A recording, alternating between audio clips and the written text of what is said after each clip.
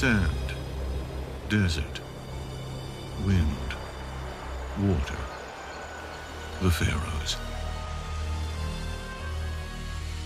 Out of the cradle of civilization came men and women whom thousands worshipped as gods on earth. They led their people through an era that brought human creativity, mysticism, and intellect together to form one of the greatest cultures the world has ever seen. For 3,000 years, they ruled ancient Egypt and built great monuments to themselves and to their gods. The pyramids of Giza, the Great Sphinx, the temples of Abydos, Karnak, and Luxor. The Pharaohs. Through eyes carved in stone, they gaze out into the future. Their faces locked in expressions that convey a powerful legacy to all who look upon them. Their bodies wrapped in linen have traveled forward through time, and their spirits are reflected in countless sculptures, paintings, and hieroglyphs. Now the story of this ancient race of god-kings continues. Find out who this pharaoh really was and why he was thought to be a heretic. Learn the story of the pharaoh Cleopatra, who was also a seductress, and how she met her tragic end. Gaze upon the face of the pharaoh who built the most elaborate temples the world has ever seen. Walk among the men and women of Egypt who were the greatest pharaohs.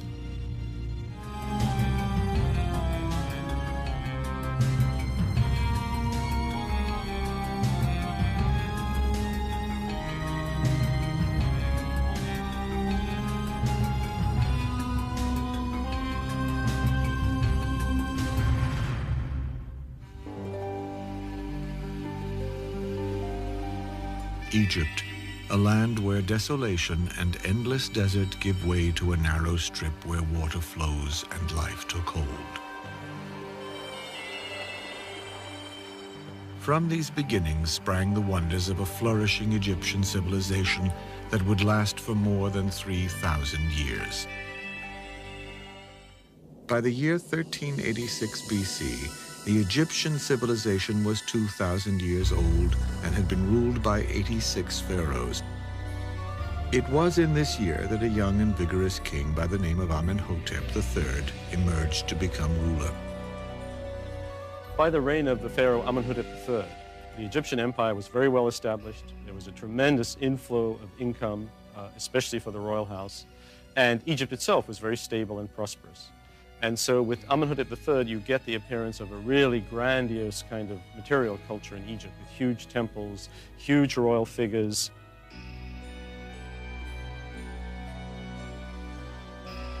His vast building projects were centered in the ancient city of Thebes. It was here that the pharaoh Amenhotep III embellished a magnificent temple dedicated to the god Amun, the Egyptian lord of creation. It signaled a peak of craftsmanship and artistic achievement for the Egyptian civilization. Its graceful columns and expansive court remain the pharaoh's masterpiece of elegance and design.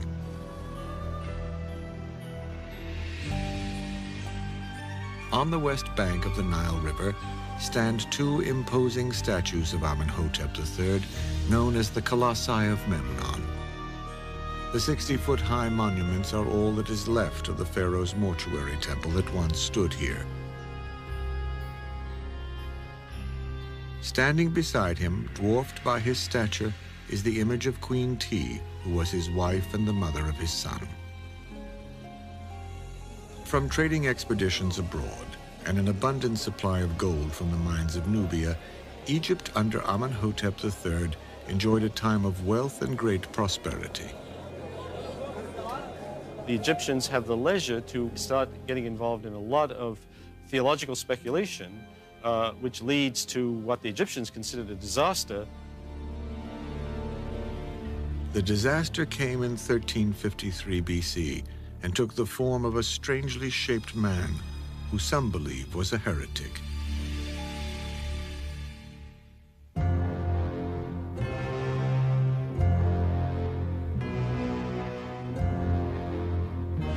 The pharaoh Amenhotep III had been grooming his oldest son for the throne when the young prince died. This left his younger brother, Amenhotep IV, to succeed their father. He had been studying religious matters, however, not affairs of state. As a result, his reign was a revolutionary departure from the long-entrenched traditions of Egyptian kingship. Scholars still struggle to understand this pharaoh. Was he a fanatic or a great reformer, a visionary or a madman? Whatever the answers, he was without question the strangest of all the pharaohs. For over 1,700 years, the Egypt of the pharaohs had worshipped many gods. Amenhotep IV wanted Egypt to follow only one god, the sun god called Aten. As if to complete the transformation of Egyptian religion, the pharaoh changed his name from Amenhotep to Akhenaten, which meant servant of the sun god Aten.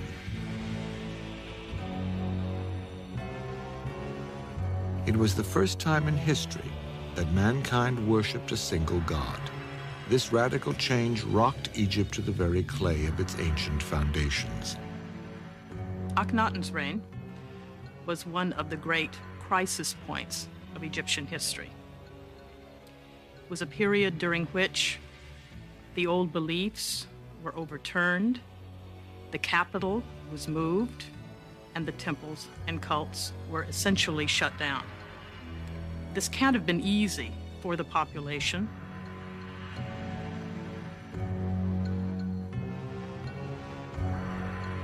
The massive temple complex of Karnak at the ancient capital of Thebes remains the largest religious site in the world.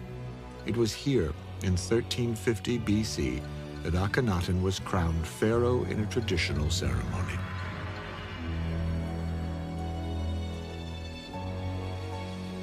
But then tradition ended. Great changes were on the horizon.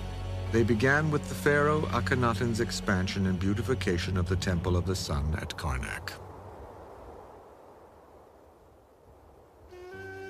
Most notably, he added a new symbol to the temple. This curious disk was called the Aten.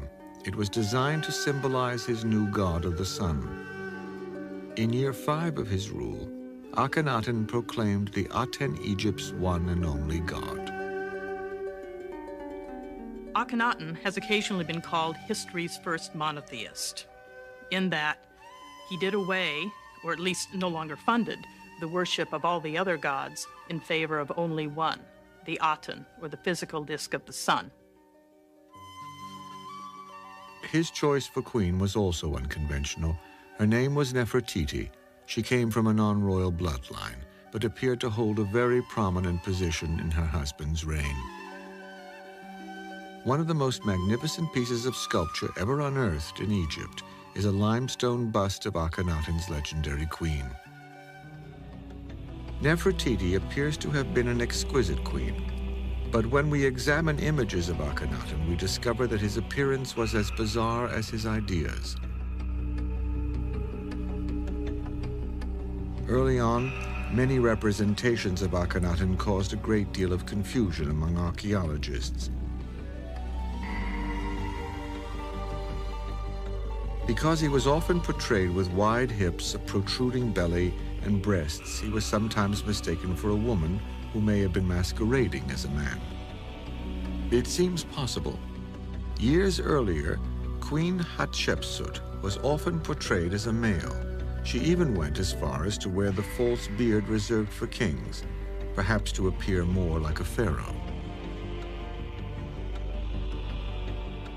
Akhenaten's physique has sometimes been attributed to an illness called Froelich's syndrome, which causes the body to distribute fat in ways that are considered typically female. One of the side effects of the disease is that you are sterile, and we do know that Akhenaten and Nefertiti had several daughters, and there is some speculation, obviously, that Tutankhamun was a son of his as well.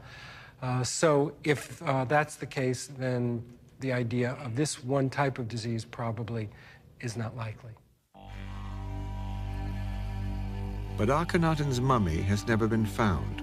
All attempts to diagnose his abnormal appearance have been based solely on art and statues. Other scholarly opinions about Akhenaten's startling appearance look not to medicine for explanation, but to the symbolism tied to his new religion that was based on the Aten sun god. Akhenaten's new religion was a radical departure for Egypt, but so strong was his conviction that he was willing to defy and eliminate the powerful religious institutions which represented the beliefs of virtually the entire population. He shut down the temples of the god Amun and declared Thebes would no longer be the foremost city of Egypt. A new capital city dedicated solely to his religion would be built.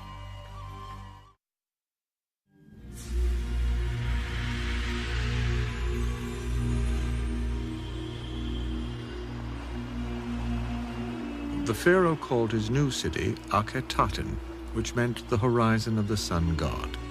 At the center of the new capital was the great temple.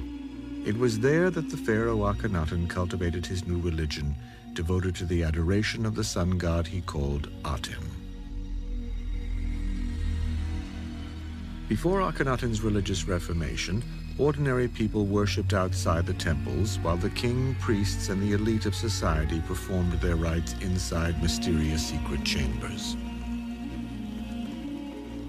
Akhenaten changed all that. He wanted the people to worship along with their pharaoh, out in the open under the sun's life-giving rays. It is believed that 3 ceremonies a day were held at the great Aten temple. The first was at dawn, as the sun rose over the cliffs east of the city. A second ceremony was held at noon, when the sun was directly overhead. Then, at sunset, the devoted would recite a hymn to the sun, which Akhenaten himself had composed. It is not known how successful Akhenaten was in converting his subjects to belief in the Aten. It is possible his new religion was simply a ploy to strengthen his image as a pharaoh. By eliminating other gods, Akhenaten knew he would appear more like a god himself. The king was removing the intermediaries, the clutter of all the intermediate priests, the very bulky and cumbersome pantheon with hundreds of different deities and so forth, with a simpler form of the religion. But it was mainly involved with the idea of the king creating a more direct support for the idea of him as a living divinity here on the earth. Akhenaten did not conduct this worship alone. There is evidence that his queen Nefertiti led the sunset ceremony each day. Nefertiti was a very important woman. We're not quite sure whether it was Akhenaten who granted her some of the importance that she had, or whether she just decided to take it. There are some scholars who felt all along that Nefertiti was behind the religious revolution even more than her husband. Another powerful woman of this era was Akhenaten's mother. Her name was Queen T. She had migrated with her son to his new city to act as his regent. Because Akhenaten was absorbed with matters of religion, it appears Queen T may have been responsible for affairs of state. If so, there remains a puzzling archive of clay tablets that were sent to the pharaoh Akhenaten. They came from outposts of the Egyptian Empire in Syria. The tablets reported that the outposts were under attack and failing. These writings, known as the Amarna letters, pleaded for supplies to be sent and promised continued loyalty in exchange. It is likely earlier pharaohs would have responded with soldiers and strategy. In this case, however, it seems Queen T may have been the one who ignored these pleas for help. Art from this period also underwent a radical change. Everywhere the pharaoh's image appeared, he was shown to be under the protection of the sun's rays. While previous pharaohs were depicted as being physically perfect, Akhenaten instructed the royal artisans to picture him more realistically. Instead of looking like a warrior, his statues portrayed him as feminine. And he was seen being tender with his children or in poses with Nefertiti that would have seemed far too intimate just a few years before. Akhenaten and Nefertiti ruled together for 12 years, and then, curiously, there is no record of the queen after that. The disappearance of Nefertiti is one of the great mysteries of Akhenaten's reign. After being such an integral part of her husband's kingship, almost a co-regent, suddenly there are no more mentions or depictions of her to be found. The reasons for this are still in debate. Some believe she may have died during childbirth. At one time, it was believed she was indiscreet in some way and Akhenaten disposed of her. Still, others suggest that she lived on past Akhenaten's interest in the sun.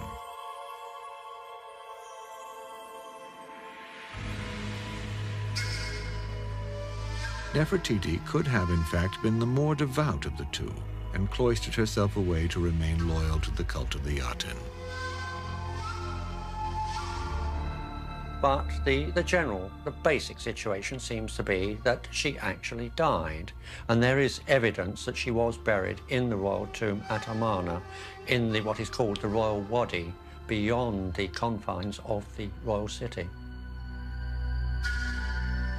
In any case, Akhenaten did not have to suffer from a lack of companionship.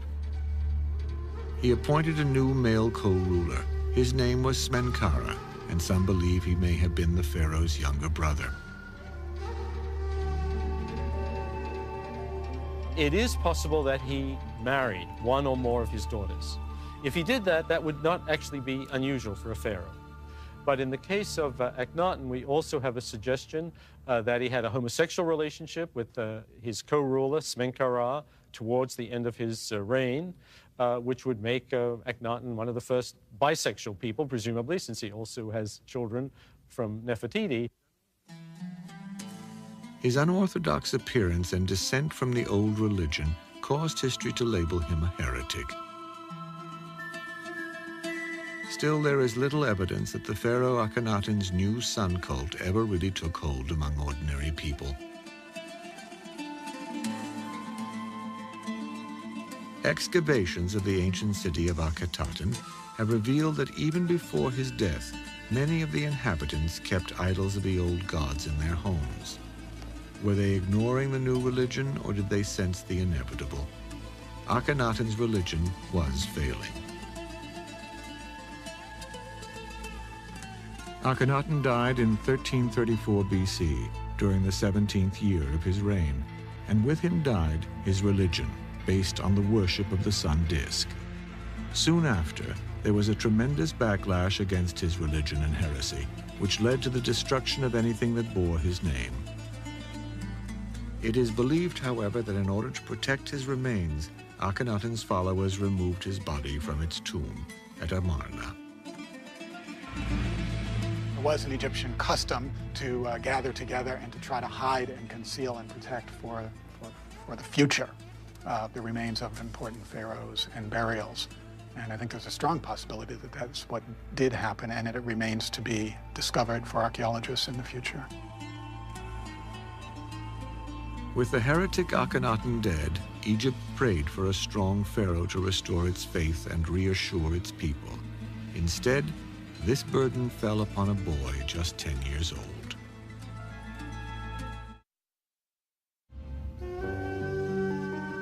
Behind the great cliffs of Dar el-Bahari, in the mountains west of Thebes, lies a golden landscape formed in primordial times, when floodwaters from the Nile cut through the earth, leaving a series of gullies and dry stream beds called wadis. It is within these canyons, in a place known as the Valley of the Kings, that the Egyptians of the New Kingdom buried their departed pharaohs. It was here, on a balmy afternoon in 1922 AD, but a modern-day discovery saved the legacy of a minor pharaoh from being lost in the sands of time. From evidence recovered, it was learned that this king, named Tutankhamun, was the son of the heretic pharaoh Akhenaten. This may explain why so little was known of Tutankhamun before this finding. When the Egyptians tried to erase the memory of Akhenaten, they may have also tried to erase the memory of his son. The list of kings inscribed on the walls at Abydos curiously omits Tutankhamun's name along with Akhenaten's. This has led scholars to ponder the question, who was the pharaoh Tutankhamun?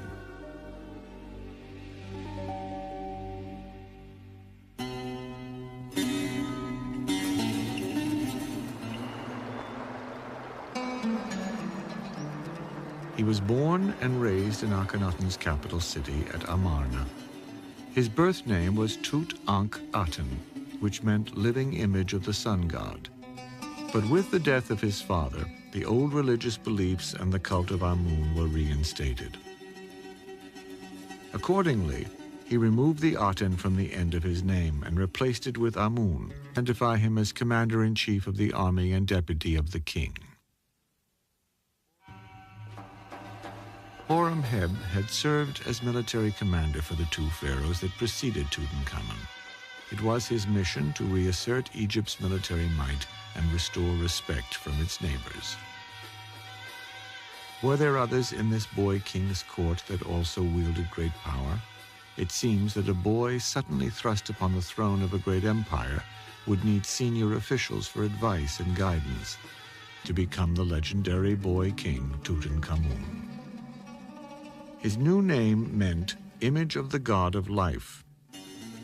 Artifacts exist which depict him as a robust king attacking Nubian and Syrian enemies. But experts believe it's unlikely that young Tutankhamun was ever actually involved in any military campaigns. Such responsibilities were probably handled by an experienced general named Horemheb. He was an ambitious warrior. Inscriptions identify. The question is, was Tutankhamun just a puppet for the real power behind the throne? Perhaps the answer lies with a member of King Tutankhamun's court, who overshadows everyone else. He was the king's vizier and high priest called Ai. A skilled and determined civil servant, his name meant divine father. Scholars believe it is Ai, along with Horemheb, who were responsible for the stability of Egypt during this time. Horemheb and Ai between them are adherents to the ancient god Amun. It is they principally who discard this new religion of the Aten, and the court and the religious focus is moved back to ancient Thebes, modern Luxor. Although, of course, naturally, all the inscriptions extol the virtues of Tutankhamun, but of course, it's the bureaucrats, the civil servants, the general Horemheb, the high priest Ai, who are essentially running the country, rubber stamping everything. To what extent any pharaoh was involved in the day-to-day business of foreign and domestic affairs still puzzles experts. Egypt had a fully developed bureaucracy of administrators and scribes. The pharaoh was a figurehead, both royal and religious. Tutankhamun, like the other kings before him, had much of his life orchestrated around certain routines and ceremonies designed to reinforce his stature. The king as a person is hedged around with royal symbolism. He has people watching him from the moment he gets up to the time he goes to bed. So to a great extent, his life is simply circumscribed by that. He might have found state affairs, in fact, quite onerous, putting on those heavy crowns and all that regalia, and look forward to the time that he could simply take them off and go off and play with his friends. Tutankhamun had a queen. She was 2 years older than he was. It appears Akhenaten was the father of both. This made the pharaoh's bride also his half-sister. her name was Ankhesenpa'atn. We do know that she was very important to him. They were married when they were fairly young. From the representations, we see that she sits nearby him. She seems to take an active interest in some of the things that he was doing in hunting and fowling and fishing. With the old religion of many gods now reinstated, the reign of King Tutankhamun seemed destined to be a period of rebirth and renewal for Egypt. But then, at about the age of 20, the young pharaoh suddenly died. Some believe he was murdered. Forensic analysis of his mummy shows that he died of damage to his cranial cavity. This suggests a blow to the head. Further examination reveals a small hole in his skull. Scholars have constructed theories as to how it got there. One is that he was thrown from his chariot, but that seems highly unlikely because of the nature of the damage to the skull. Others that someone crept upon him in the night and thrust a small pointed object into the brain and therefore did away with him in a silent and stealthy manner, and still others that he might have died of a cerebral hemorrhage. Was there a conspiracy to murder the pharaoh? Some believe the damage to Tutankhamun's skull didn't occur until after he was dead. It is known for a fact that embalmers were not very careful, and there have been evidences of spare legs that are in coffins, and in some cases, in order to make sure that an individual fit into the coffin, then the toes were cut off. In Tutankhamun's case, it's also clear that the embalmers were not very careful. So my guess is that the damage that was done to the skull was probably the embalmer's fault and not a cause of death. The short reign and sudden death of the young king did not allow enough time to finish a proper royal tomb. This is probably the reason that his burial site ended up hidden from plunderers through the ages. The entrance had been obscured by rock chips dumped during the cutting of a later king's tomb.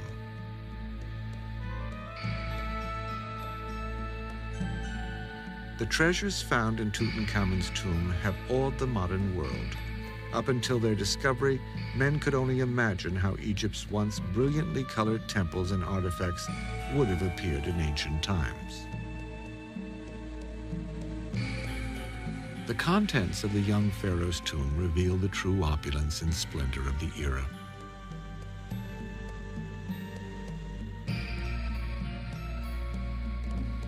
But were the riches chosen to accompany this relatively minor ruler into eternity only a hint of what had been buried in the tombs of the truly great pharaohs? Some historians have suggested that we should not assume the larger tombs were filled with even more treasure. The pharaoh Tutankhamun's burial may have been richer than most. The people may have been grateful to him for the restoration of the old religion, or there might have been an emotional outpouring for someone that died so young.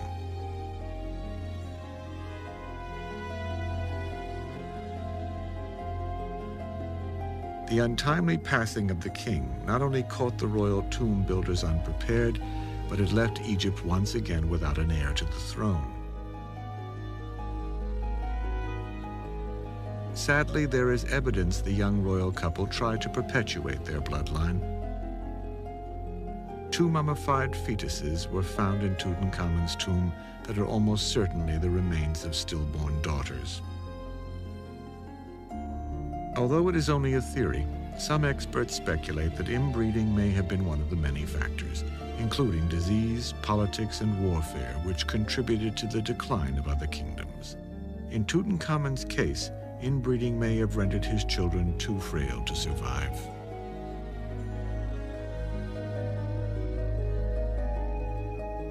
With no heir in line to inherit the kingship, the throne was passed to Ai, Tutankhamun's closest advisor or vizier. Records show that right after he died, Ai prepared to marry Tutankhamun's young widow to help justify his assumption of the throne.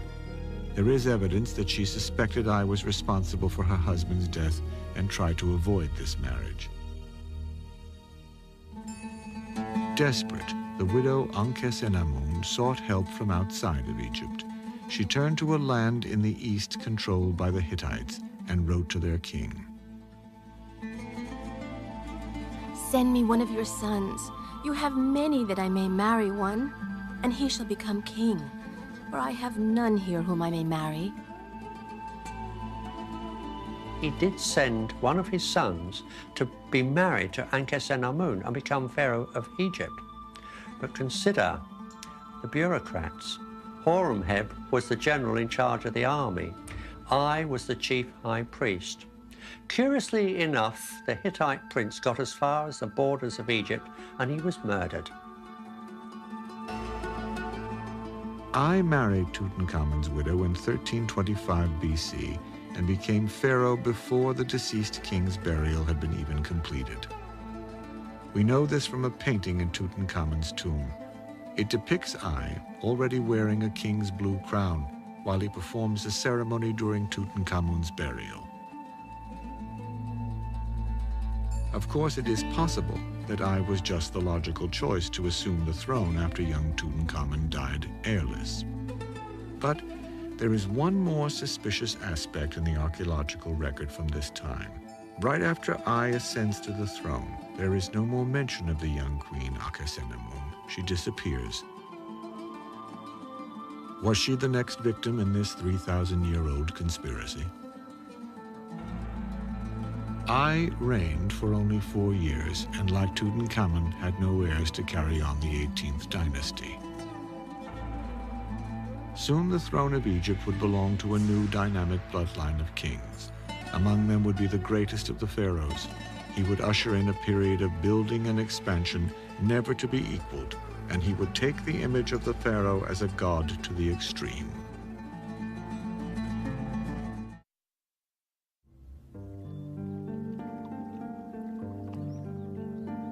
The city of ancient Thebes. The pharaohs of Egypt were drawn to this landscape that lay along the banks of the Nile River. Queen Hatshepsut had embellished it with an obelisk that bore her name. Amenhotep III had built a grand temple to its patron god, Amun. Thebes' southern location was a natural choice for the capital city of a country that was expanding downward toward the rich territory of Nubia. The pharaoh Tutankhamun had moved the royal court back here before he died, and his vizier, I, had remained at Thebes during his brief reign.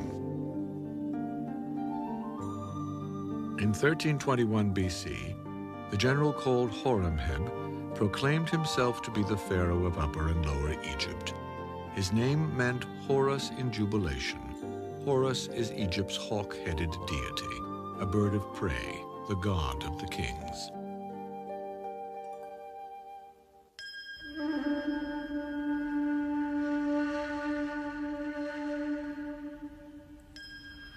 Horemheb came to the throne after a long and distinguished military career, which began 4 administrations earlier, when Amenhotep III was king. He was later appointed the great commander of the army by Akhenaten, and under King Tutankhamun he was given the title of the king's deputy.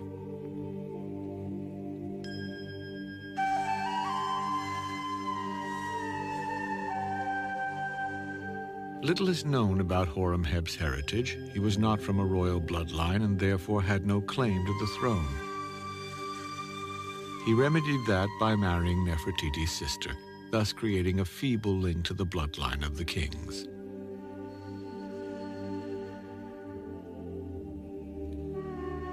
Already middle-aged, Horemheb immediately set out to restore Egypt to its status prior to Akhenaten's heresy. At Thebes, he reopened the temples of Amun, but to avoid a power struggle with the priesthood, he appointed priests from the army. Since he was a military man, he felt they could be trusted. After this, Horemheb initiated the destruction of the great temples to the sun disk built in Amarna by Akhenaten. He used the thousands of stone blocks he removed as filler inside the pylons and walls of his new building projects. But his efforts to erase all traces of Akhenaten's reign ended up having an ironic twist almost 3,000 years later. The result is now, of course, many thousands of years later, as archaeologists work to restore and study these monuments, what do they find? They find these thousands of temple blocks that Horemheb thought he'd buried forever.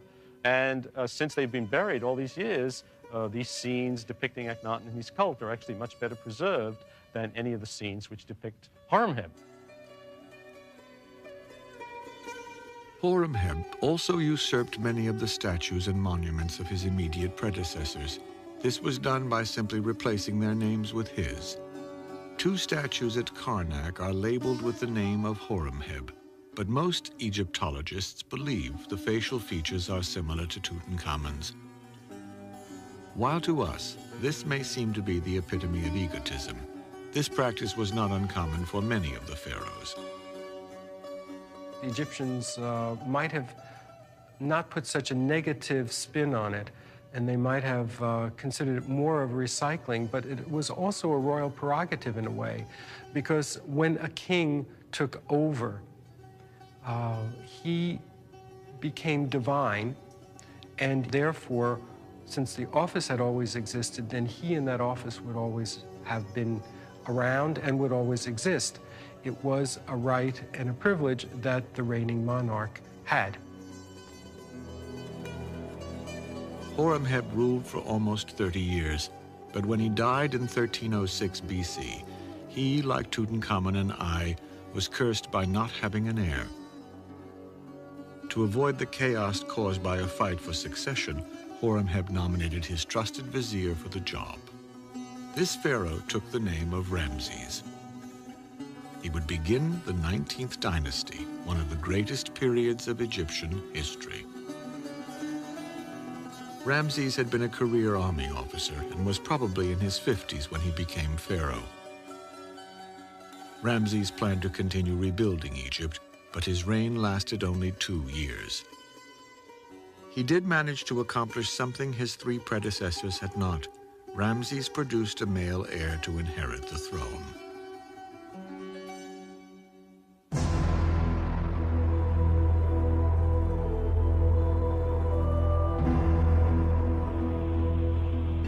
Ramses' son was Seti I.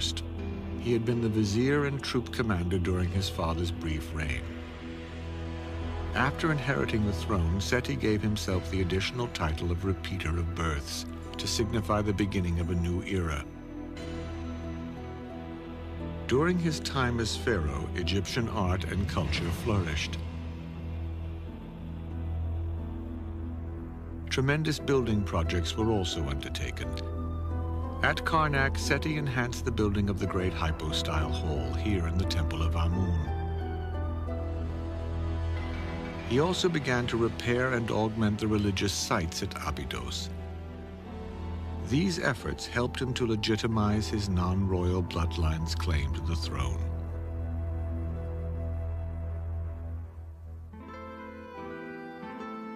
Abydos was the ancient center dedicated to the cult of Osiris, the god of the dead. It was originally built in the Old Kingdom and had since fallen into disrepair. The temple Seti I built for himself at Abydos is considered one of the masterworks of the era. Inside, his likeness is depicted alongside many of the gods of Egypt. It is believed that the gods actually dwelled within the temples which were dedicated to them. The wall reliefs here are considered some of Egypt's finest. They were carved with great precision and in the more difficult raised technique instead of the more common and quicker inscribed carvings. Seti was also the pharaoh who had the list of kings inscribed in his temple at Abydos. It not only honored those who came before him, but also elevated Seti into their ranks. The name Seti means he of the god Seth. Seth was the deity of storms and war. Seti lived up to his name on the battlefield. He has grown up with the army. There's a totally different attitude to life and certainly to royalty and the higher echelons. He fights incredible campaigns year after year against the Syrians. Amongst his great foundations was, in fact, the temple at Karnak. And on the north wall, you find these incredibly long and huge reliefs of Seti attacking fortresses, destroying the enemies of Egypt. He's a mighty warrior.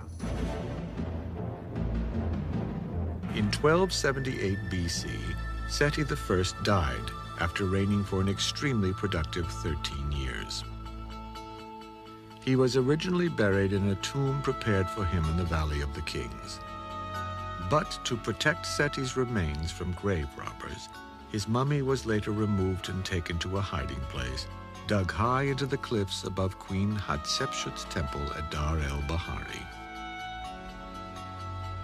Slightly over 100 years ago, in 1881, archaeologists unearthed this tomb.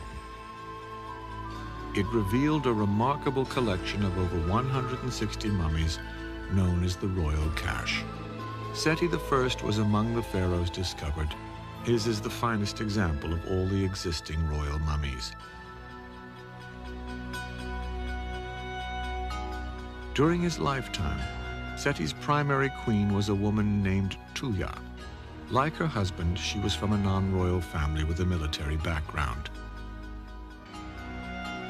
Their first son died. Their second child was a daughter, but their third child was a boy destined to become Egypt's most celebrated ruler.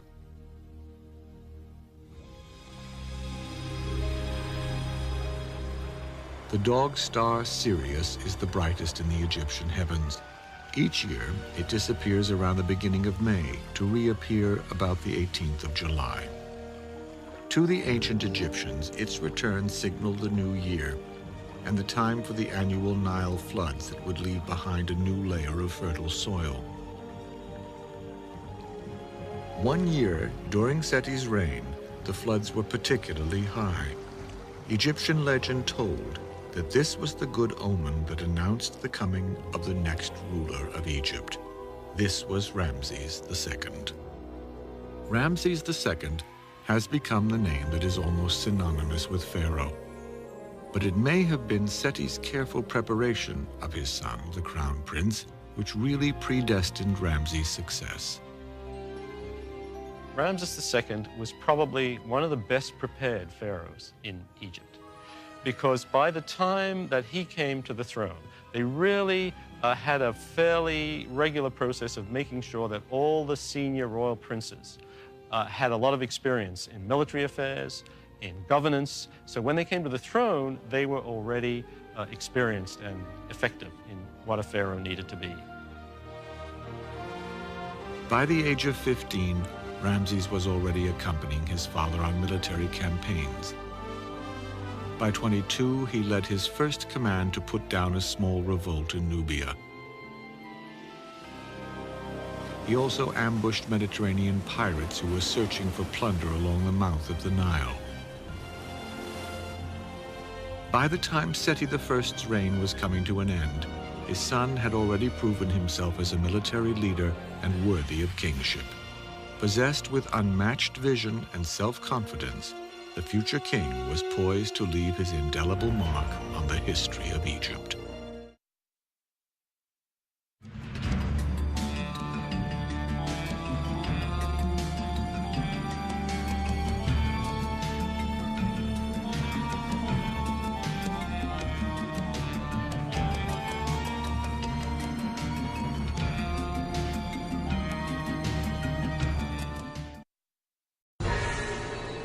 Standing proud off the coast of Dubai is one of the most incredible buildings on the planet. At 321 meters, it soars higher than the Eiffel Tower. It's the tallest hotel on Earth and the most luxurious.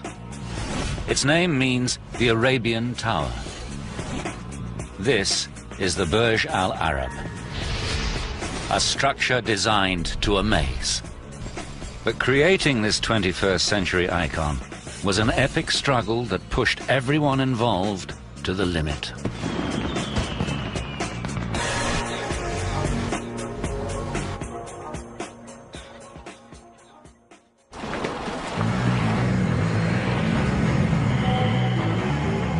In November 1994, construction began on the world's tallest and most luxurious hotel. The pressure was on from day one. With the eyes of the world watching, no one on the project wants to disappoint this particular client.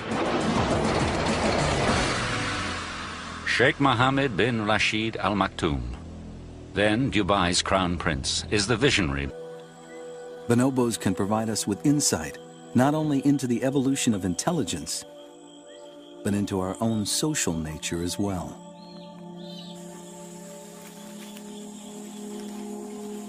Now that they've managed to survive the war, we have the chance to discover more about our peace-loving cousins and possibly find out more about ourselves.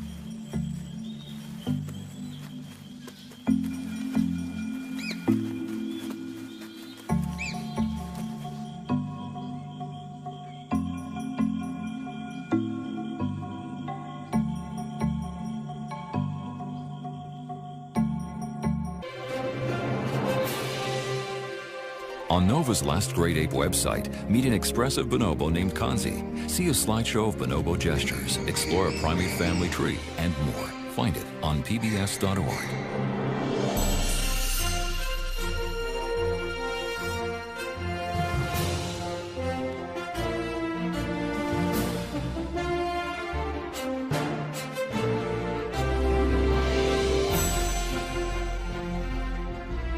Educators and other educational institutions can order this or other NOVA programs for $19.95 plus shipping and handling. Call WGBH Boston Video at 1-800-255-9424.